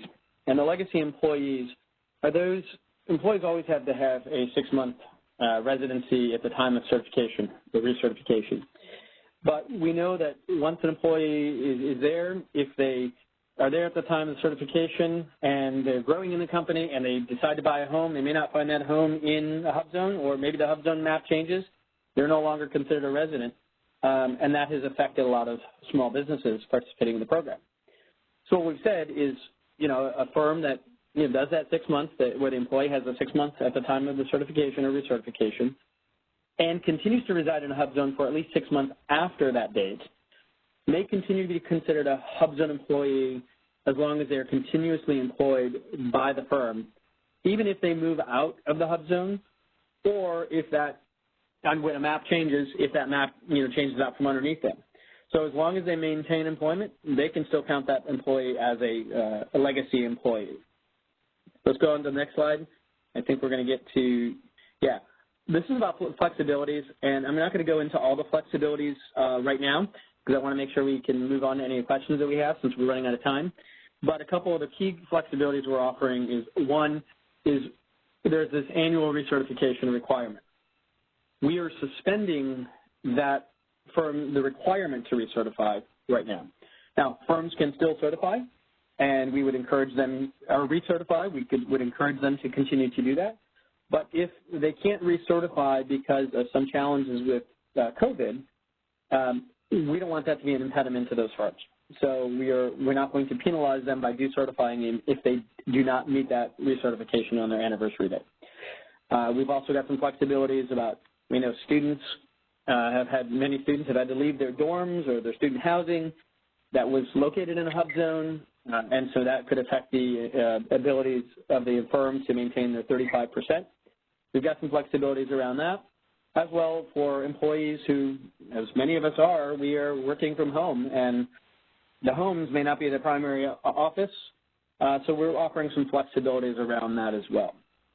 One last one that I really want to focus on, and then I'll end there before we continue on, is that for firms that are seeking certification, if they can demonstrate to us that they are bidding on a COVID-related contract, so show us that here's the contract they're bidding on, qualifies for the NAICS code, et cetera, we will expedite that application because we want to help these companies get in. We want to help them help the rest of the country in the economy and helping to fight COVID. So we will expedite those applications. So with that, I will end there and turn it back to our moderator, and I think we'll be taking some questions. Okay, thank you very much, Bruce, for that wealth of information. Yeah, we're going to jump right into the questions, try to get through as many as we can in the time frame we have remaining. And I'm going to jump around a little bit trying to pick some that may be highly important. So we'll start with our first one here, and I think, Bruce, we can direct this one to you. Are home-based businesses within a hub zone eligible for designation? Yes, home-based businesses. We have a lot of home-based businesses. The key thing is that home-based business must be located in a hub zone. So as long as it's located in a hub zone, home-based businesses can. And what we are seeing is a lot of firms that are IT startup firms or consulting firms, they may be home-based businesses until they have grown enough to establish another location. But yes, they are eligible. Okay, great. Bruce, I would emphasize to make sure that if people have their other employees teleworking, they still have to meet principal office, because many instances, home-based businesses, they might have other employees working from their home, so they still have to meet a location where majority of employees report. That is correct. Thank you for that clarification. I was trying not to go into too much details, but yes, that's a great clarification, Michelle. Thank you. Thank you both. Okay, we'll move to the next question. Can a newly formed business with no revenue receive the designation? Bruce or Michelle? Yeah, I mean, there is no restriction on revenue, so that's not an impediment here. What the key is so if you have a newly formed business that it's just the owner and they have no employees, we do see this often. They're starting up. So as long as they meet the eligibility criteria, they can, come into the program. Now, once you start having employees, you've got to demonstrate that you're compensating those employees. We don't allow volunteers to count as employees. So, but yes, there is no restriction here as far as revenue base for the program. Okay. And just to follow up on your question, on your statement about the expedited processing for businesses or HUBZone companies that are interested in COVID-19 solicitation, what is that expedited process? That's one of the questions. How fast are you trying to process those applications? Yeah, great question. So there's a couple of things. So one of the things is we need to make sure that it's a complete application because, again, we do get a lot of incomplete applications. So once we've determined we have a complete application, then we start the clock. And so the process is simple. The firm can email, HUBZone@sba.gov and say, here's our application number. We've submitted our application, and we are also looking to bid on a COVID-related contract. They need to provide us some information as far as, what that contract is so we can verify that it's just not somebody using that to get their application expedited, but somebody truly who is bidding on a COVID-related contract. And so far, we've already had a handful, and that processing time from the time we had that complete application, meaning going through the screening, has been less than 10 days. We've actually pushed through a couple applications in as little as 2 days. So we are really moving that through the process quickly. But we do need to make sure that it's a complete application and they can demonstrate that it is a relevant COVID content. Excellent information. Thank you. This question I'm going to ask maybe Ms. Vanessa to answer. It says, how to become a subcontractor. I know when you were giving your presentation, you mentioned that you had some other information to share, so I thought I'd start with you on this question. Okay, so I think some of the things that you have to consider when trying to subcontract is gain some knowledge of the government marketplace and become familiar with the contracting terms and regulations. As I mentioned, know the language that the government speaks. Try to identify areas of the government marketplace that might be of insight for you to start looking for work, where you can fulfill a specific requirement or a niche that you may have that the government is looking for. So one of the places to look is on FedBizOps for pre-solicitations or combined synopsis or sources sought notices, because that's considered low-hanging fruit, and it's small jobs that could help you with penetrating the marketplace. Work with your PTACs. That's what we're here to do, try to help you become as cost-efficient as possible.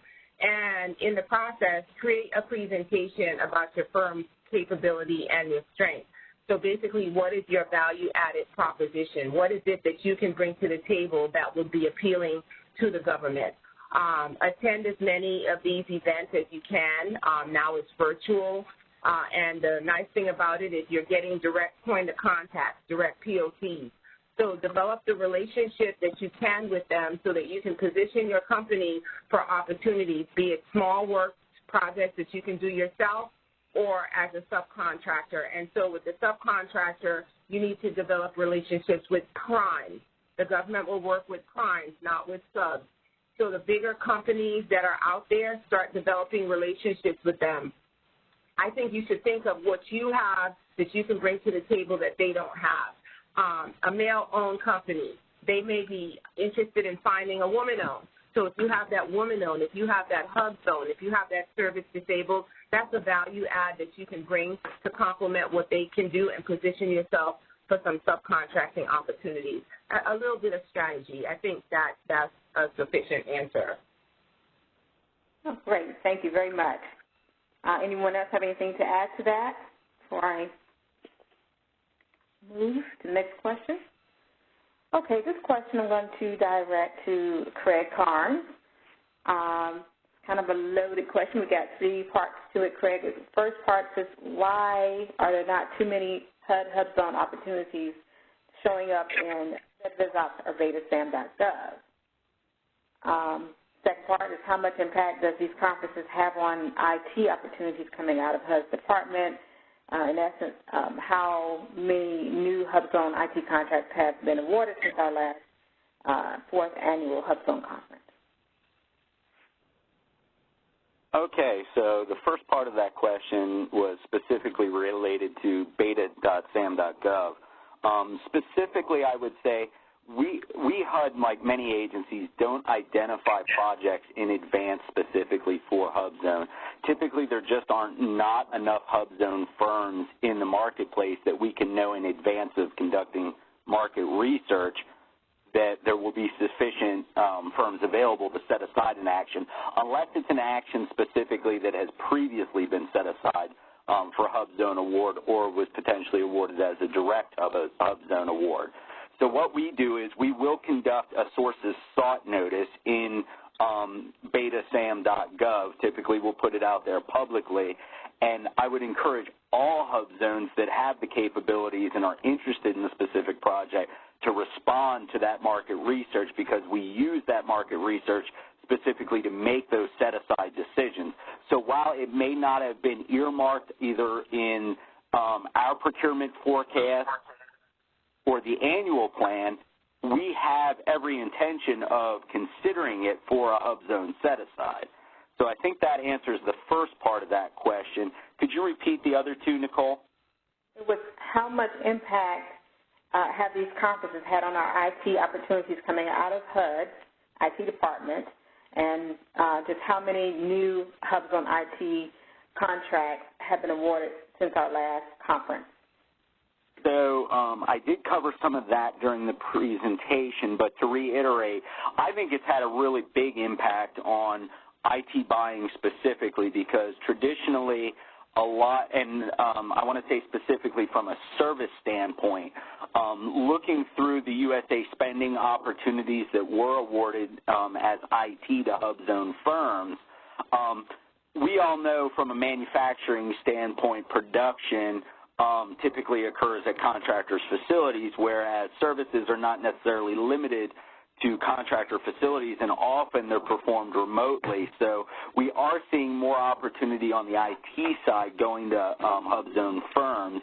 We, as of the last conference, like I said, I pulled the 2019-2020 to date data, and we've seen at least 4 new OCIO awarded IT actions going to HUBZone firms. So we are definitely seeing a spike, and I want to credit, OSDBU and all of our small business specialists for having events like this, because I think, and obviously I want to thank the HUBZone participants, because I think it increases their exposure to the opportunities, and it allows us more opportunity to set aside those type of actions. Absolutely. And I'll just piggyback, because I'm in the Office of the Chief Procurement Officer, I actually looked at the questions myself and can add to that since the last conference to date, we have done 4 new HUBZone vendors. That's not counting the actions, that's just the new vendors. And the awards totaled $4.2 million. And since last year, we've had a total of 99 total HUBZone actions that to date came to $86.5 million. So, yes, these are helping us to improve our HUBZone awards. So I have a time of 11:59. Ms. Shoma, are we to, because we were to stop at noon, so what should I do?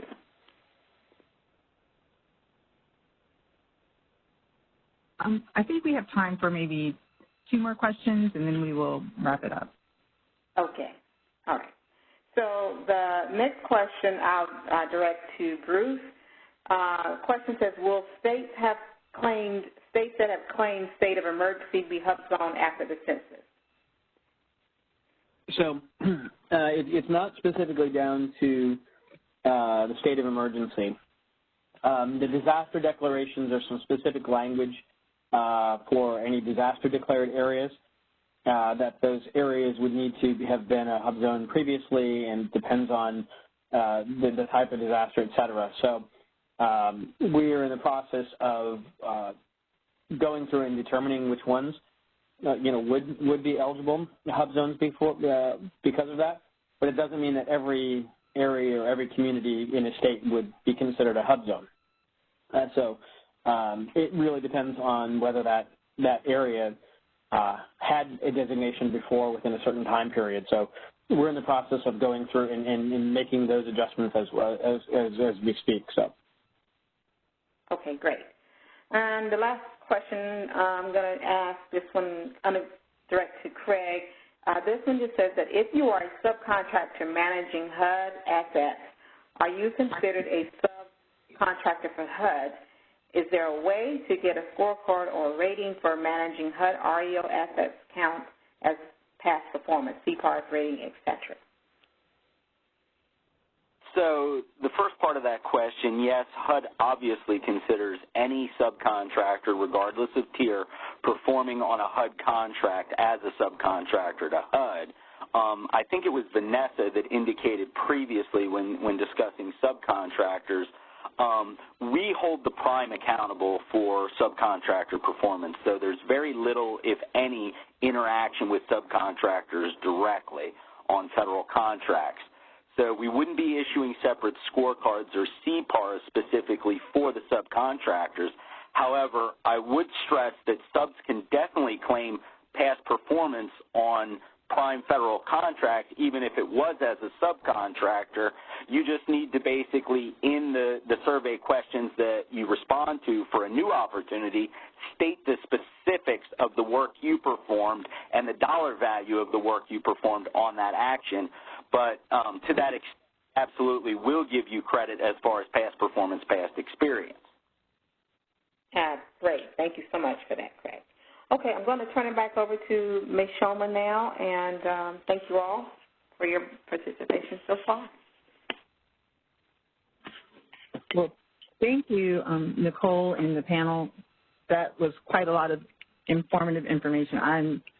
I am learned a lot myself, and I hope that all of you participants also found it useful. And again, thank you to our speakers and panelists, and we thank you all for joining us in today's webinar, and we hope that you will join us at future events, the upcoming SCVOSB Small Business Conference in June, and as Jean had said earlier, please stay tuned for details on some of our new exciting events we're planning. Now, here's the contact information for both OSDBU and OCPO, and please feel free to reach out to our offices if you have questions. And I know we didn't have an opportunity to go through all of the questions that you all had submitted, and there may have been questions that came in through the chat. We will be receiving all of those, and we will hopefully be able to address them and probably post them along with the conference on the OSDBU website. And lastly, we do need your feedback. You all should be receiving an email survey shortly from Eventbrite. And if you could just take a few moments to complete the survey, all feedback is welcomed and appreciated so that we can hopefully continue to provide informative events in the upcoming years.